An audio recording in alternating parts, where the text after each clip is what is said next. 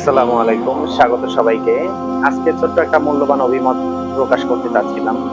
আসলে এই পৃথিবীতে যার চাহিদা যতটা কম, আমি মনে করি সেই ব্যক্তি ততটা সুখী।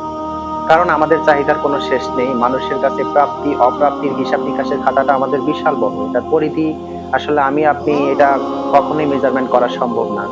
আমাদের জীবনে যেমন অপ্রাপ্তির লিস্টের অভাব নেই, তেমন প্রাপ্তির লিস্টটা কিন্তু আমরা ভুলে যাই। আমরা মহান আল্লাহ পাকের কাছ থেকে কি পেলাম বা আমি না চাইতেই আমার জীবনে কি যা পেয়েছি, এটাকে আমার ওই ধরনের মূল্যায়নের টেনডেন্সি আমার মাইন্ডে নাই।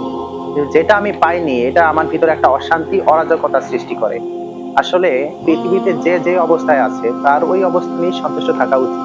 কেননা এই অবস্থা আল্লাহ তাআলা নিজে ভালো মনে করেছেন বিধায় কিন্তু আমাদেরকে এই অবস্থাটার ভিতরে আমরা এই অবস্থায় আছি। তো সর্বসাকুল্যে কথা একটাই যে আমরা আমাদের মতো সৎ থেকে দোয়ার চেষ্টা এবং পরিশ্রম করে যাব। আল্লাহ তাআলা আমাদেরকে যে অবস্থা রাখবে তার উপর শুকরিয়া আদায় করব। ভালো থাকবেন, সুস্থ থাকবেন।